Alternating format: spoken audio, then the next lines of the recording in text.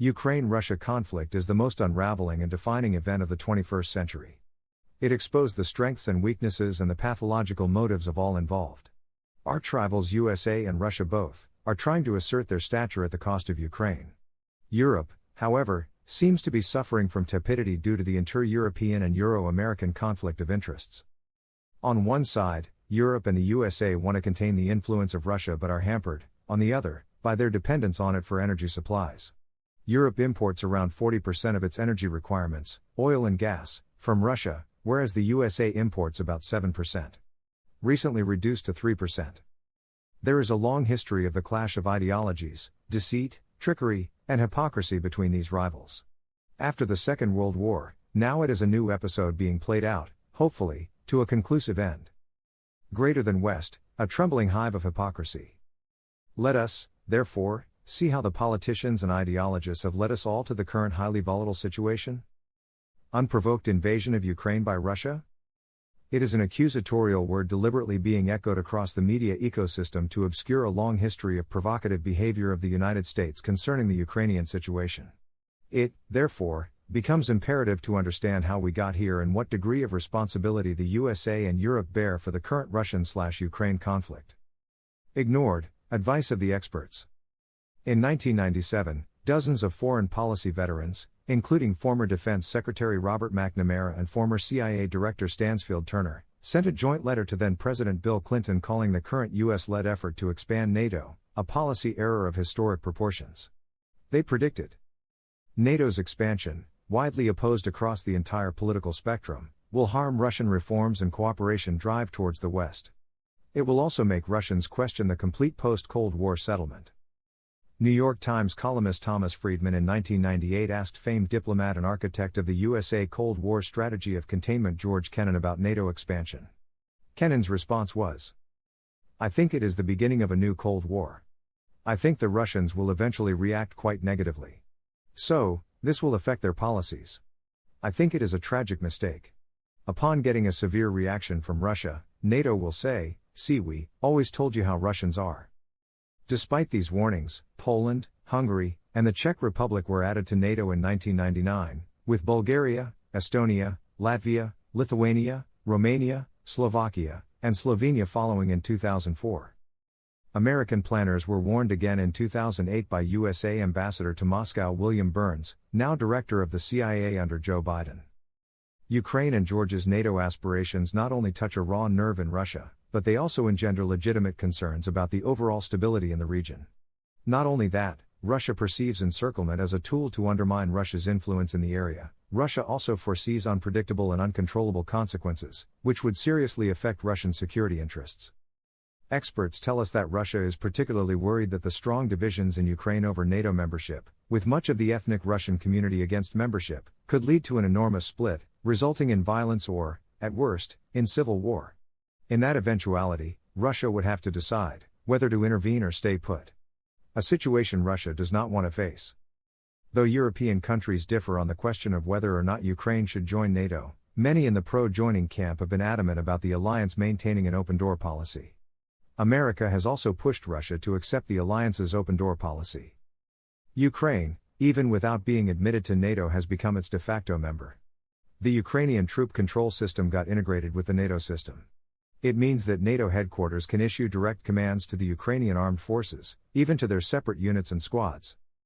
American involvement in the ouster of Viktor Yanukovych in 2014 was part of a campaign aimed at exploiting the divisions in Ukrainian society to pull Ukraine out of the Russian sphere of influence and push it into the American sphere of influence. In return, Russia illegally annexed Crimea to capture a strategically important Ukrainian naval base. It is how Russia envisages the threat of NATO expansion. Deployment of elements of the American global defense system near Russian borders is highly alarming. Mk-41 rocket launchers, previously deployed in Romania, are also being moved to Poland to launch the Tomahawk strike missiles. If this infrastructure continues to move forward to Ukraine, the American and NATO's hypersonic missile systems' flight time to Moscow will reduce to only 7 to 10 or even 5 minutes. It is a grave challenge for our security. The United States does not possess hypersonic weapons yet, but we know when they will have them. They will supply hypersonic weapons to Ukraine and then use them as a cover to arm extremists from a neighboring state, and when they see circumstances favorable, incite them against specific regions of the Russian Federation, such as Crimea. Do they really think we do not see these threats? Or, do they think we will stand idly by as watching threats to Russia emerge? The point is that we will stay alert and will not retreat. Having these missiles so close to Russia, both Russia and China, sees them as part of a plan to give the United States an edge to launch a first nuclear strike without retaliation, seriously challenging the Cold War deterrent of mutually assured destruction. It is like a gun pointed at the Russian head for the remainder of the nuclear age. It would not be acceptable to any country. On NATO's expansion, the State Department continues insisting that they would not compromise NATO's open door policy.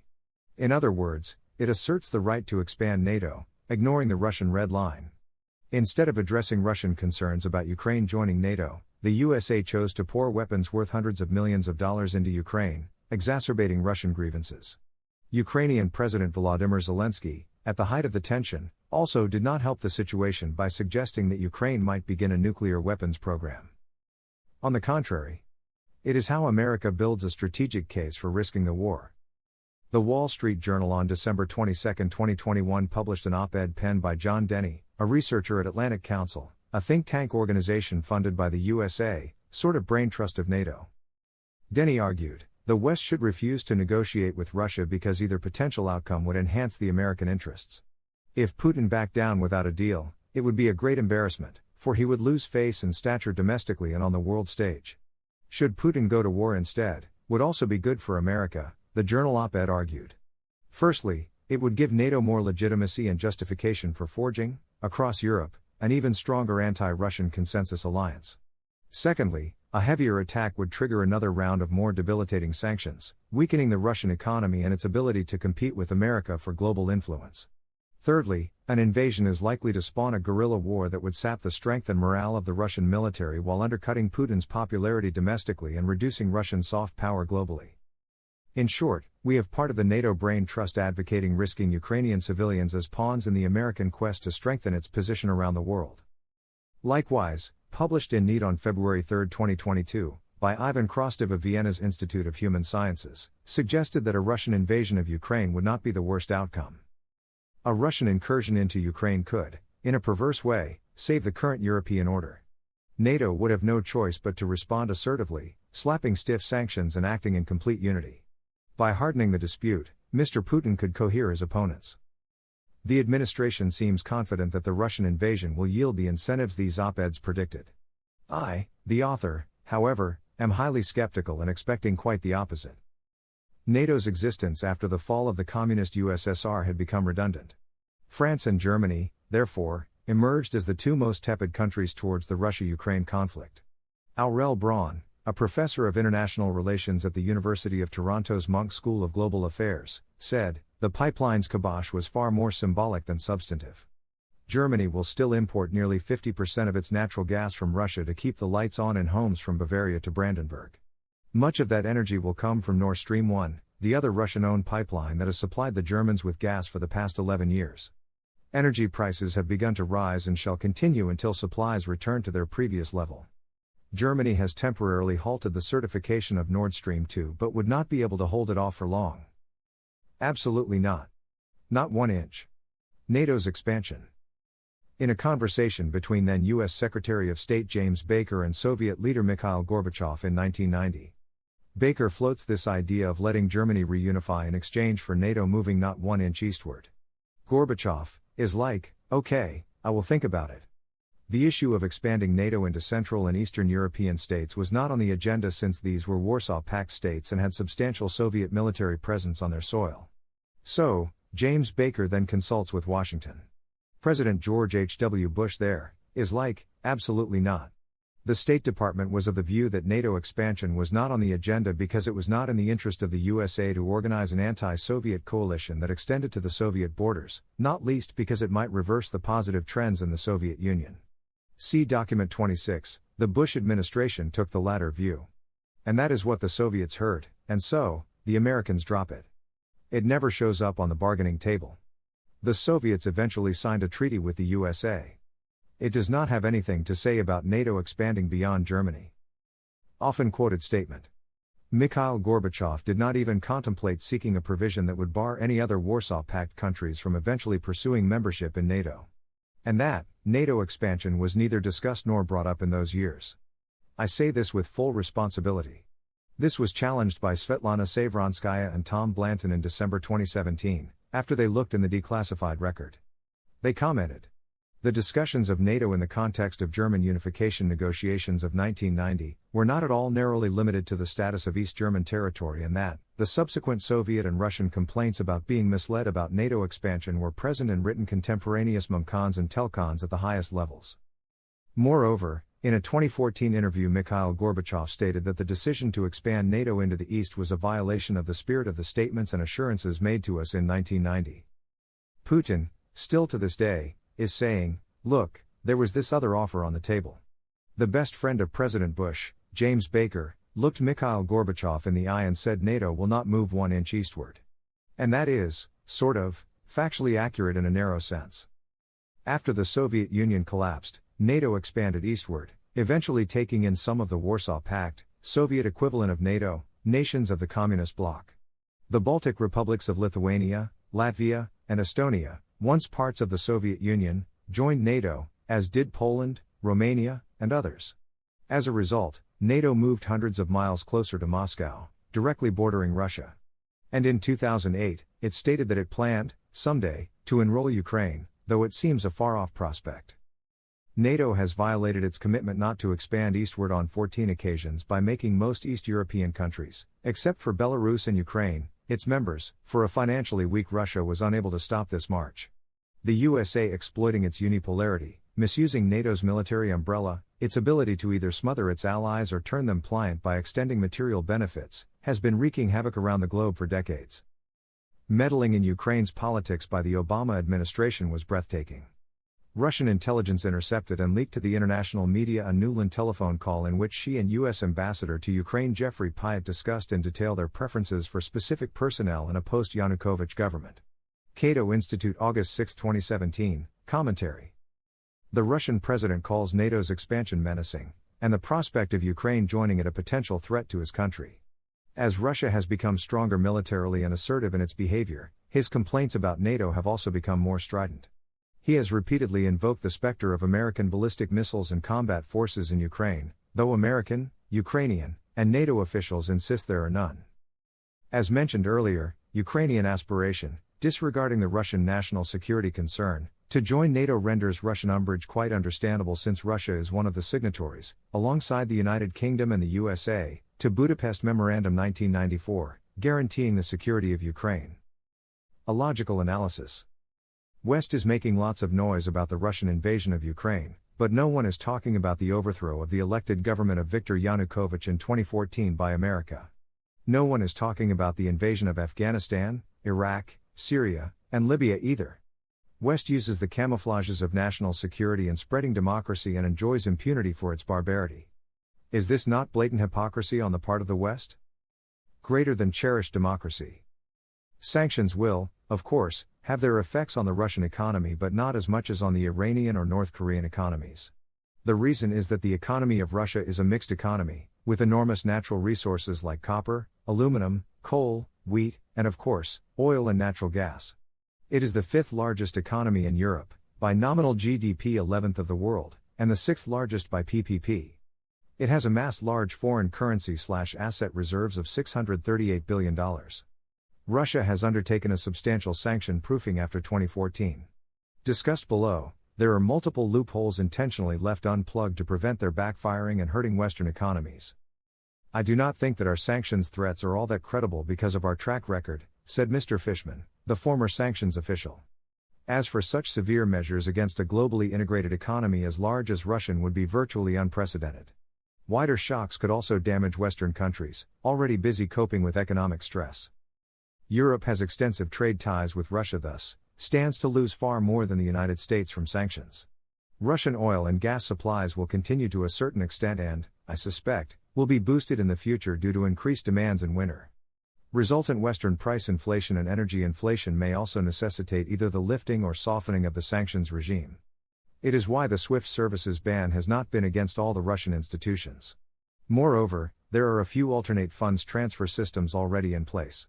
These systems, not only may replace the SWIFT mechanism but may also pose a threat to the dollar-dominated SWIFT mechanism. Needless to stress, cryptocurrency is already a nightmare for the USA, challenging the dollar dominance as an international currency. The recent adoption by El Salvador, an economy of $26 billion, of crypto as its official currency has alarmed the United States. American sanctions are supposed to keep Russian banks and some oligarchs, a powerful lobby of Putin's close associates that keeps him in power, from much of the global financial system. To deprive Russia of importing American technology critical to its defense, aerospace, and maritime industries. The administration has also issued sanctions against the company behind an energy pipeline connecting Russia to Germany. President Biden has also frozen trillions of dollars of Russian state-owned assets. Annexation of Crimea and the resultant torrent of sanctions by the West has forced Putin to sanction-proof Russia by reducing its dependence on the West and turning towards the East. Russia drastically reduced the foreign funding from the West. It imposed high tariffs to disincentivize imports from the West. In 2019, Russia also launched its own internet and payment system to bypass the American dollar-dominated SWIFT. Russia has amassed $630 billion in foreign currencies and gold reserves to insulate its economy against global economic shocks, inflation, destabilization of ruble, etc. Russian central bank is hamstrung due to the 26 February freezing of half of its assets. Freeze, however, allows Russia to make payments for its energy requirements. Almost 13% of the foreign reserves held in Chinese banks and the hundreds of millions of dollars revenue generated from oil and gas sales to Europe and America will still be available to sustain the Russian economy. Putin has also pared down the Russian expenses to two-thirds of its currency reserves. Russia has also pared down its US dollar holdings to a mere 16%, de-dollarization. It will insulate the Russian economy from Washington choke-off. Russia tightened national budget, according to international estimates, means that Kremlin can cover its expenses as long as oil sells per barrel for at least $44. Currently, the market is twice as high, allowing Moscow to keep government services and military budgets running even amid a severe drop-off. And Russian currency reserves could displace the loss of energy exports to Europe for several years, Ms. Ashford of Atlantic Council Research Group estimated. European energy stockpiles, meanwhile, might only last a few months. Russia is also a leading exporter of wheat, coal, copper, aluminum, and other commodities essential to world industries. Therefore, the world may need Russia more than Russia needs the world. Russia-Ukraine conflict has benefited the American economy for a short spell due to increased European capital market risk aversion. In the longer run, however, it will hurt American economy. America is already grappling with conflicting goals of fighting inflation and boosting its economy. Europe, on the other hand, fully aware of the devastating impact on its economy, may resort to lifting or softening of the sanctions regime, which may result in parting ways with the USA and the breakup of the European Union as well as NATO. American exceptionalism had already gone down the drain. Now, its bit of remaining credibility, after a unilateral pullout of Afghanistan, has also been completely eroded. Europe, acting upon the dictates of America, has unwittingly afforded an opportunity to Russia to elevate itself as the third pivot on the world stage. Should Russia be able to successfully arrest NATO's expansion and neutralize Ukraine? Russian elevated status will become cemented for good. The probability of World War III seems remote as the West is playing dirty yet mindful of the devastation of World War II. Russia, fully aware of the risks, ordered nuclear arsenals alertness, putting the jingoistic West on notice, do not come in my way. In addition, it is also a warning to Moldova to shelve its NATO membership ambitions. Elevated Russia, an economic giant China, all things considered, would be strong deterrents to World War III prospects. Nevertheless, if World War III ensues, it will be due to bellicosity and haughtiness of the West. In the aftermath, the Russia-Ukraine crisis has created a substantial challenge to the Western international policy dispensation. Russia annexed Crimea in 2014. Now, in 2022, it recognized Luhansk and Donetsk as the independent states. It increases the pressure on the West to pay heed to the secessionist movements in Ireland, Catalonia, and Scotland, and on the USA regarding Palestine, Kashmir, Kurdistan, and Khalistan. China regarding the autonomy of Xinjiang seems unfazed due to its peculiar circumstances. China may, however, secure a relatively smoother absorption of Taiwan, should it decide to make use of the current situation. Europe and America would render incapable of tackling two simultaneously occurring conflicts effectively. Beijing recently stressed the differences between Ukraine and Taiwan situations. Beijing argued that the latter has always been a part of China and that it is unwise of certain people of the Taiwan authorities to latch on to and exploit the Ukraine issue to their advantage. Chinese Foreign Ministry spokeswoman Hua Chunying said last week in a briefing transcript, "Taiwan independence only leads to a dead end." While many have brushed off the fear of a violent takeover, to others, the visceral violence in Ukraine has suddenly made China's takeover/absorption of Taiwan much more probable. Now, as the world once again seems moving toward the brink of omnicide, though highly unlikely, for it would mean mutually assured destruction. It is most critical than ever before that the Western citizens understand the gravity of the situation and challenge the roles of their governments, who dragged us all to this flashpoint. Read/listen on YouTube/like/share and subscribe. Shakir Mumtaz. Author, thinker, analyst.